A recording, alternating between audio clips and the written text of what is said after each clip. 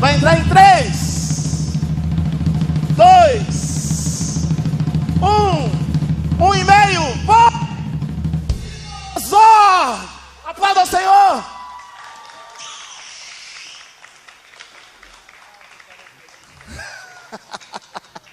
Meu amigo.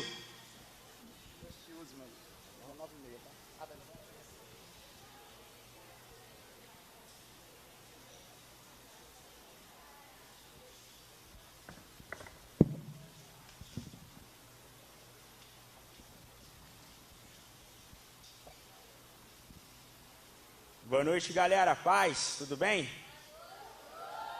Isso aí. Quem aqui gosta de skateboard, long, descer uma ladeira, pegar um corrimão, varar uma funbox, pular? Vocês estão nem entendendo, né? O ombro, quem já andou de skate, já se quebrou algumas vezes, como eu, realmente uma experiência, por um lado, ruim, porque se quebrar dói bastante, por um lado, boa, que é a marca do skateboard. Então, para mim é uma grande alegria ministrar aqui na igreja que eu sou membro, no culto Soutim, que é uma galera avivada, que é um culto abençoado de jovens, adolescentes que estão buscando a presença de Deus. E hoje, como o pastor Yuri muito bem disse, é o último culto antes da conferência Dunamis. E o Espírito Santo de Deus certamente irá marcar a vida de cada um de vocês nesses dias de conferências. Eu gostaria de ministrar uma palavra para você. Abra comigo em Marcos, capítulo 10, dos versículos 46 ao 52. Marcos, capítulo 10, dos versículos 46 ao 52.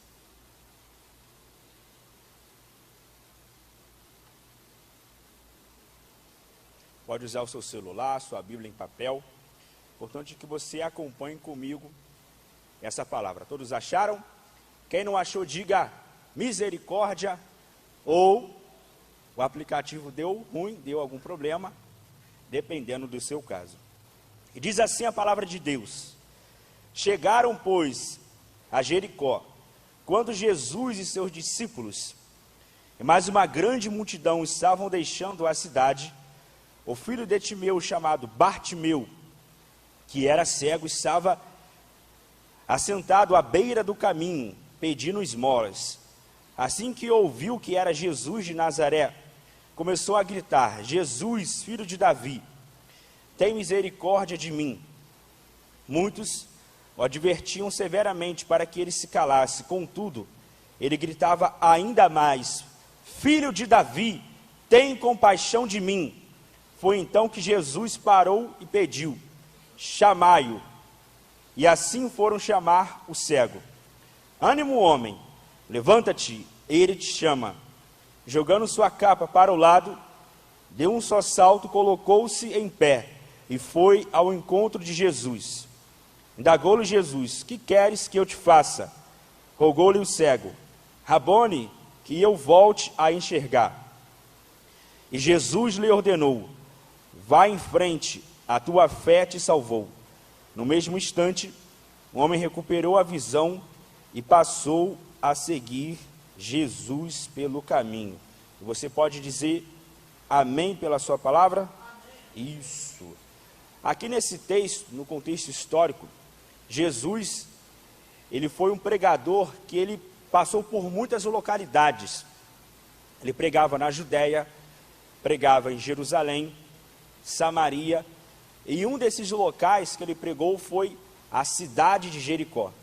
Para recordar em sua lembrança, em sua memória, Jericó foi o local onde Josué, juntamente com o povo de Israel, estava para passar e conquistar a terra prometida. Era um local visto pela sociedade da época amaldiçoado, um local inóspito, ruim, e que pessoas que moravam ali eram pessoas que eram mal vistas pela sociedade da época. E foi nesse local que Jesus passou, e estava ali uma pessoa muito necessitada, que era o cego Bartimeu, filho de Timeu. Mas esse cego, ele nos mostrará e nos mostra princípios, lições para a minha vida e a sua vida que nós podemos e devemos aprender com ele. E eu quero ministrar sobre você o cego que viu além das circunstâncias. Repitam comigo: o cego que viu, mais forte, o cego que viu além das circunstâncias. E vamos ver como Bartimeu, ele nos ensina princípios que nós podemos aplicar nas nossas vidas. Morando em Jericó, nós podemos voltar lá para Josué, no capítulo 6, versículo 26, quando Josué disse de que aquela cidade seria maldita. E quem aqui gostaria de morar em um local amaldiçoado? Levante a sua mão. Ninguém. Quem aqui quer morar em um local inseguro, que tem problemas, conflitos, tiroteio, insegurança? Quem aqui gostaria? Ninguém. E esse cego, para piorar a situação, ele morava em Jericó, ele era um mendigo, e a Bíblia fala claramente aqui que ele tinha essa deficiência. Ele não nasceu cego, mas ele se tornou cego por algum motivo que a Bíblia não nos fala. E quando ele estava nesse local, ele tinha essa debilidade física na visão, mas ele não tinha a debilidade na audição. E quando ele estava ali, sobre quem que ele ouviu? Jesus. Repita comigo: Jesus. Jesus. Mais forte: Jesus. Jesus. E quando ele estava ali, naquele local, ele passou a usar o recurso que ele tinha também, que era o seu clamor. E ele disse: Filho de Davi, tem misericórdia de mim. Eu quero dizer para você que na sua vida, nem tudo aquilo que você gostaria de ter, você vai ter. Nem todos os recursos, as ferramentas para você se desenvolver. Por exemplo, quando eu comecei a praticar o skate há 15 anos atrás, na época eu não tinha peça nenhuma. Eu queria muito, mas muito aprender. E aí eu fui juntando literalmente peças antigas, usadas, e aí eu montei o meu primeiro skate. Algumas pessoas chamam o primeiro carrinho. E quando eu montei ali, para mim foi uma alegria maravilhosa, com peças usadas, peças velhas, mas para mim aquilo foi o pontapé para que eu começasse a praticar algo que eu tinha como objetivo. Então na sua vida também você tem objetivos, tem metas, tem sonhos, você deseja crescer, deseja almejar lugares grandes, mas você precisa usar aquilo que está nas suas mãos. Um exemplo, quando em Juízes, no capítulo 6, versículo de número 11, tinha um guerreiro que era Gideão. E ali nesse texto nos fala que Gideão estava malhando o trigo no lagar. Pode parecer algo natural, corriqueiro você ouvir esse versículo, só que dentro daquele contexto, naquele momento, ele estava usando algo que ele tinha em realidade daquilo que ele não tinha, porque malhar trigo é em outro lugar, é na eira, e o lagar é lugar de pisar uvas. Então ele estava usando aquilo que ele tinha para atender a sua necessidade. Quais são os objetivos que você tem na sua vida? É começar a aprender a tocar um instrumento, e você tem um que você olha assim, está ruim, está com as cordas arrebentadas, mas é esse que você vai começar a aprender. Você quer aprender a falar em público? Começa a você treinar no espelho, a você olhar para o espelho e começar a falar para si mesmo.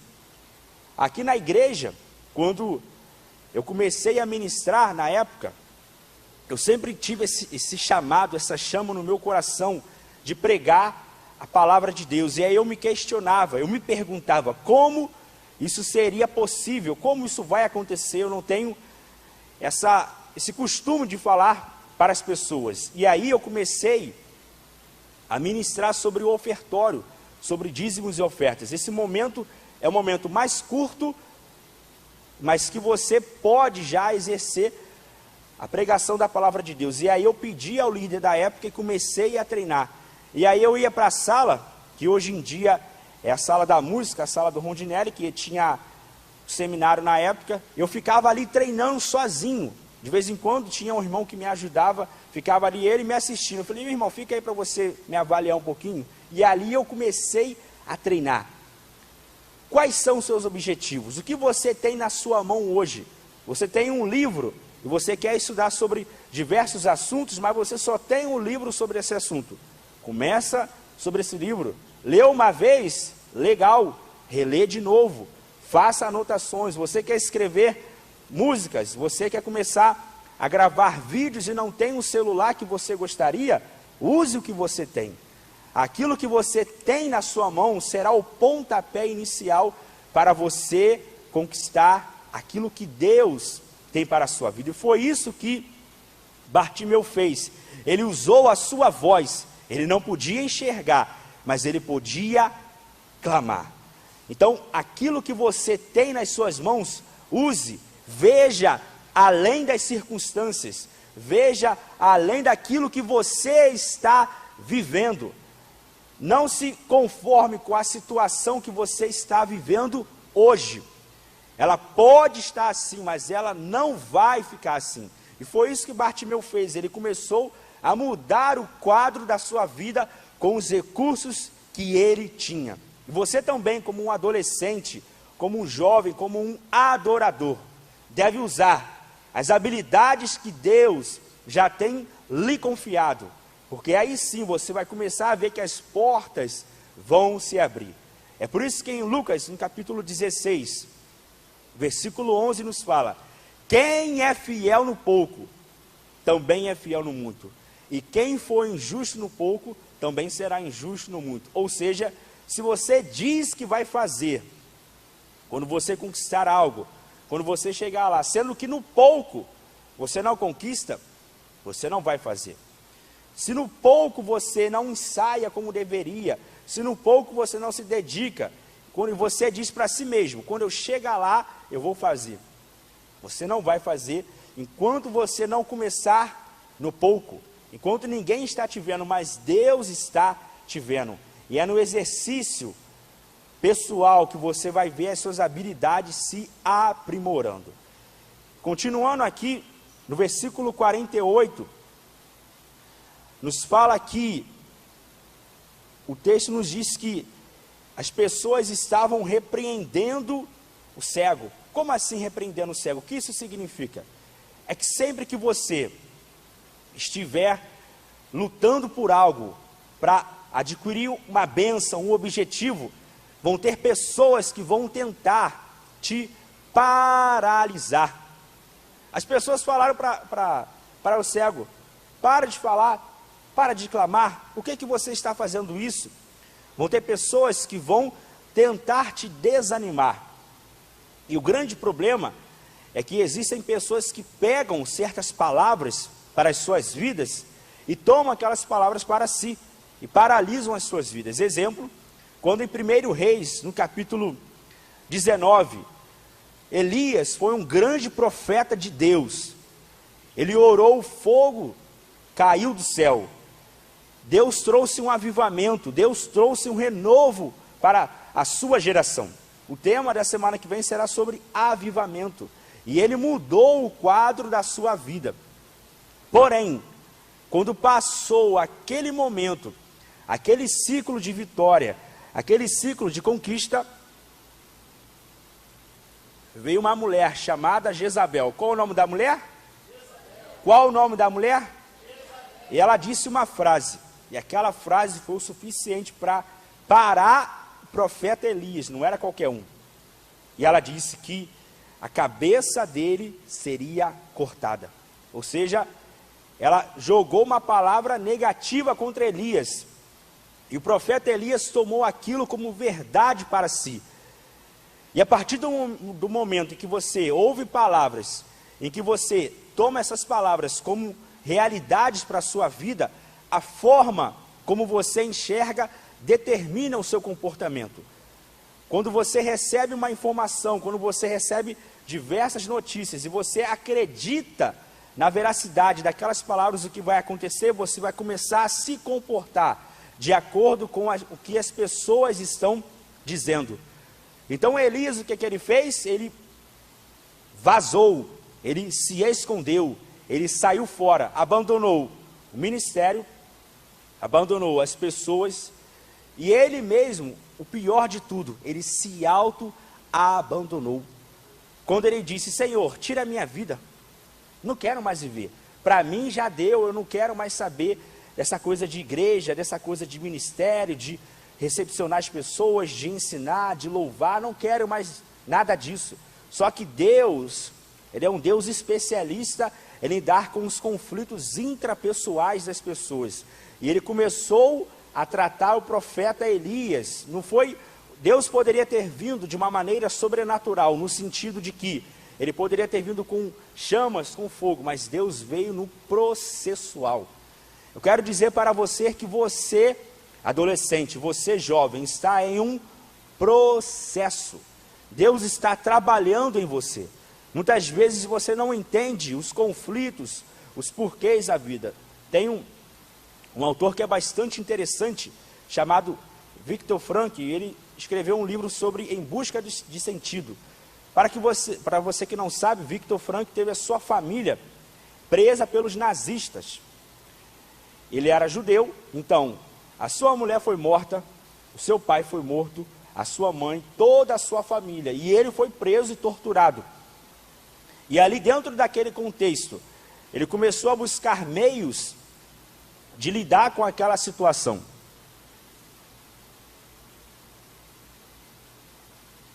E ele conseguiu, evidentemente com a soberania de Deus, mas com essas estratégias, a sobreviver naquele caos, naquele inferno aqui na terra, que era ali aquele campo de concentração. Ele pôde ressignificar a sua vida. E assim foi esse cego. As pessoas disseram: para de clamar, para de buscar, para de pedir ao Senhor para que Ele venha. Mas o texto nos fala que aí mesmo, ele começou a clamar mais forte. Ele fez ao contrário de Elias. Em vez de ele pegar aquela palavra daquelas pessoas e tomar para si e pensar: realmente eu tenho que parar, eu estou incomodando. Ele não fez isso, ele começou a clamar mais ainda: Filho de Davi, tem misericórdia de mim. E você vai fazer a mesma coisa nesse momento. Você vai falar 3 vezes: Filho de Davi, tem misericórdia de mim. Vamos lá, 1, 2, 3. Filho de Davi, tem misericórdia de mim. Mais uma vez. Filho de Davi, tem misericórdia de mim. Outra vez. Filho de Davi, tem misericórdia de mim. E o que aconteceu? O mestre mandou chamá-lo. Eu quero dizer para você que nessa noite existem jovens aqui que Deus vai despertar, chamado, vocação, direcionamento. Você tem um propósito de Deus nessa terra, nessa geração. Ainda que você não entenda os porquês da vida, os porquês das perdas, os porquês dos conflitos pessoais, relacionais, mas Deus tem um propósito para você. E Ele mandou chamar aquele cego. E Ele está também te chamando, porque aquilo que Ele vai fazer vai mudar a sua geração, a sua vida e a da sua família. Amém? Vamos ver isso aqui então no versículo 49, quando nos fala que Cristo mandou chamar. E aí, é interessante que nesse texto aqui, é muito profundo, porque quando ele deu um salto realmente com as pernas, fisicamente, mas ele deu um salto também com a alma, porque a Bíblia nos fala, Jesus disse para ele: ânimo. Então ele estava ali já há algum tempo, clamando por aquela cura, aquela enfermidade. Então ele deu um salto fisicamente, mas ele deu um salto internamente, um salto de alegria, um salto de vitória. E Deus renovou a esperança daquele homem. Eu quero dizer para você que o Espírito Santo de Deus estará renovando a sua vida. O Espírito Santo de Deus estará renovando o seu chamado. E aí você pode se perguntar: Qual é o meu chamado? Qual é a minha vocação? O que será que Deus tem para a minha vida? Viveu aqui nessa terra um puritano chamado Cato Meda, e aí ele falou sobre a diferenciação entre o chamado. Existe o chamado universal e o chamado pessoal. O chamado universal é aquele que Deus chama todas as pessoas para poderem recebê-lo como seu Salvador, para recebê-lo como Cristo na sua vida. É um chamado que cada um de nós aqui temos. Deus, ele nos chama para fazer parte da sua igreja. Porém, o chamado pessoal é aquele chamado intransferível, que somente você pode fazer. Somente você pode executar. Somente você pode exercer a liderança que Jesus está ali concedendo. E isso é intransferível. O chamado universal para todas as pessoas. Só que o chamado pessoal é aquele que Deus concede a você. É por isso que em 1 Coríntios capítulo 12, nos fala que a igreja é o corpo de Cristo. Por analogia, o corpo é composto por diversos membros e cada membro tem a sua função. O dedo tem a sua função, a orelha, os pés. Isso não significa que um seja melhor do que o outro, mas cada um tem a sua individualidade. Então você, à medida que estiver participando da igreja, à medida que você estiver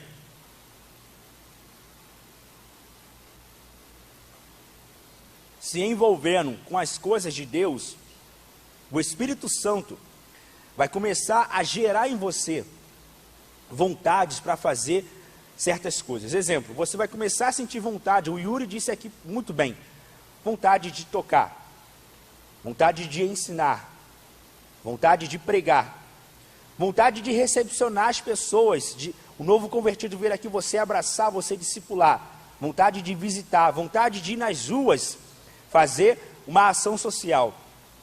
O Espírito Santo vai gerar isso dentro de você, vontade de fazer, mas também vão ter circunstâncias que você vai se sentir indignado, com injustiça, com aquilo que está ocorrendo. São sinais, possíveis sinais, daquilo que você deve fazer. Você ver algo errado, são possíveis sinais daquilo que você deve fazer diferente, fazer certo, fazer melhor. O chamado que Deus tem para a sua vida envolve tanto a motivação quanto a indignação. Você ver algo que está incorreto, faça diferente. Você ver algo que não está legal, faça de outra forma. E aí o Espírito Santo de Deus vai começar a gerar isso dentro de você. Eu me batizei aqui em 2009, abril de 2009. E aí, com o passar dos meses, foi bastante interessante, porque eu me batizei em 2009, em 2010 eu já estava ministrando. Foi assim, de uma certa forma, rápido, mas porque quando o Espírito Santo colocou isso dentro de mim, eu comecei a literalmente correr atrás. Eu comecei a estar com pessoas que tinham interesse em desenvolver o ministério. Eu chegava para as pessoas e pedia, com um ato de humildade, uma ajuda, uma orientação. Poxa, me ensina aí, eu quero aprender também. Eu quero saber mais como fazer, como conduzir. Então, se você já tem a vontade ou já tem a indignação, busque pessoas que já estão exercendo aquilo que você almeja exercer. Não é vergonha você ser humilde e chegar, poxa, me ensina a regular a câmera. Como é que eu faço para poder fazer uma selfie? Como é que eu faço para fazer uma foto, um vídeo? Você deve começar a buscar se qualificar, porque Deus deseja que a sua obra seja feita com excelência. E foi isso então em que Bartimeu ele ouviu o chamado de Cristo para a sua vida, e Jesus foi até a sua vida. E agora nós vemos aqui no versículo de número 50, que é interessante porque diz assim: jogando a sua capa para o lado, de um salto só colocou-se em pé. Essa questão da capa, ela é muito importante, porque a capa, para aquele homem, naquele contexto, simbolizava segurança, simbolizava proteção, simbolizava a identidade. As pessoas, quando viam aquele cego, aquele mendigo, com a sua capa, já sabiam que era o Bartimeu, o cego. As pessoas o qualificavam por aquilo que ele tinha naquele momento. Mas quando ele ouviu o chamado de Jesus, ele deixou aquela capa para trás. Vão ter coisas na sua vida que você vai começar a deixar de lado. Certos convívios sociais, certas amizades. Quando eu me converti e me batizei na época, eu lembro-me, eu tinha me batizado recentemente. E aí, novo convertido, eu tive, entre muitas aspas, a brilhante ideia de ir para uma festa mundana. Eu já batizado, já na igreja, eu falei, vou para a festa. Comprei o ingresso lá no Antigo Luso. Eu falei, eu vou nessa festa aí também. Sabe o que aconteceu? Pasmem de vocês. Eu comprei o ingresso, falei, vou nessa festa esse final de semana. Aí fui andar de skate, quebrei o braço. Falei, misericórdia. Aí colocou aquele gesso aqui. Falei, eu vou assim mesmo com gesso. Mas aí algo começou a me incomodar, isso era num sábado. Falei, poxa, mas eu comprei o ingresso, vou ficar num prejuízo financeiro. Falei, como é que eu vou fazer agora?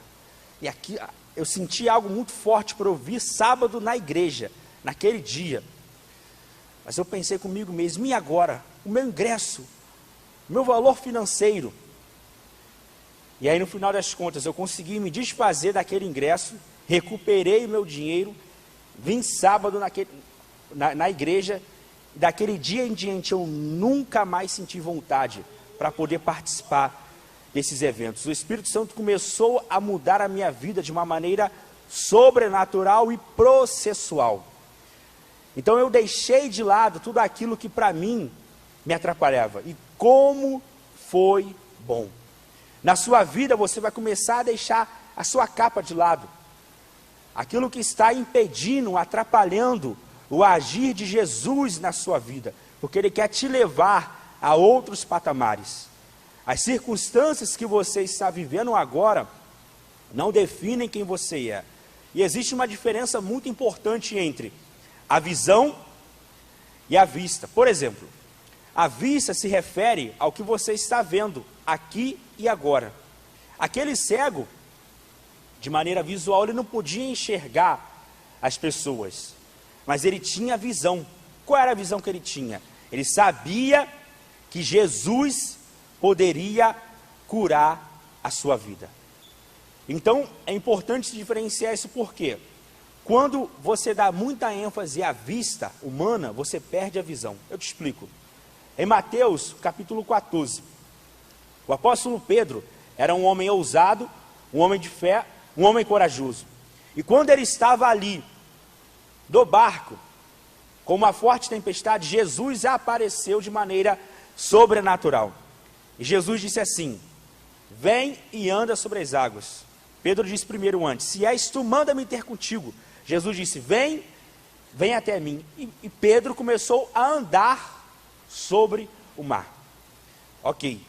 Só que quando ele passou a dar ênfase à força da tempestade, a Bíblia nos fala que ele começou a ir a pique. O que é ir a pique? Ele começou a afundar. Por quê? Ele perdeu de vista a visão e começou a dar ênfase à vista. Então quem perde Jesus de vista se afunda. Quem perde a visão se afunda. Por isso que não viva no aqui e no agora somente. Não viva de acordo com aquilo que as pessoas falam, de acordo com aquilo que as pessoas acham, os resultados que vão te dizer, mas sim a visão que Jesus está te dando. Só que o nosso Deus é um Deus misericordioso. E o que ele fez com Pedro? Ele confrontou a Pedro, por que duvidaste, homem de pequena fé? Mas também ele ajudou a Pedro a se reerguer. E Jesus está aqui para reerguer você que é adolescente, você que é jovem. Você pode ter errado, vacilado, ter perdido até Jesus de foco, mas Ele está aqui para te fortalecer, para te levantar. E aí o Bartimeu, ele teve essa atitude, ele foi até Jesus. E quando você se coloca a seguir os princípios de Deus na sua vida, o Senhor vai te abençoar. É por isso que Isaías 32:8 nos fala: o nobre projeta coisas nobres e na sua nobreza perseverará. Você quer passar em uma prova? Fazer um concurso público? Você quer tirar sua carteira e não conseguiu de primeira? Tente na segunda, tente na terceira, na quarta. Você cantou e errou a música, tente de novo. Preparou a aula e não saiu do jeito que você queria, tenta de novo. Preparou a mensagem e não foi do seu agrado, continua insistindo, porque a perseverança vai ser a chave para que você viva além daquilo que você almeja. E aqui nós caminhamos para o final. O versículo 51 nos fala: indagou-lhe Jesus, que queres que eu te faça? Essa é a pergunta para você nessa noite. O que você quer que Jesus te faça? Não é para dizer para mim, mas é para você dizer ao Senhor. O que você quer que Jesus te faça?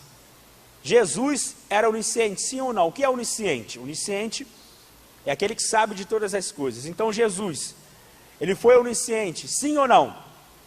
Sim ou não? Respondam-me. Sim. E por que ele pergunta? Ele faz essa devolutiva ao cego. Ele joga para ele: o que você quer que eu te faça? E aí nós podemos aqui ver a resposta. Vejamos. Rogou-lhe o cego: Rabone, que eu volte a enxergar. As suas ações devem sempre estar de acordo com aquilo que você almeja, com aquilo que você busca. Se existem conflitos de objetivos na sua vida, você precisa em certos momentos pisar no freio. Igual eu descer aqui de skate, eu precisei frear para poder continuar. E você rever aquilo que Deus tem para você. Você é jovem, você é novo, você é nova, mas o Espírito Santo de Deus já está trabalhando em você e através de você. E para nós finalizarmos, essa história é muito interessante porque eu vou ler 2 versículos aqui propositalmente. O versículo 46 nos fala de que aquele cego, ele estava à beira do caminho. Ele era um mendigo, cego, e estava ali necessitando de algo. Então ele estava ali sem identidade, sem um objetivo próprio. Quando ele teve um encontro com Cristo, vamos ver como foi o desenrolar dessa história. E Jesus lhe ordenou: vá em frente, a tua fé te salvou. No mesmo instante, um homem recuperou a visão e passou a seguir Jesus pelo caminho.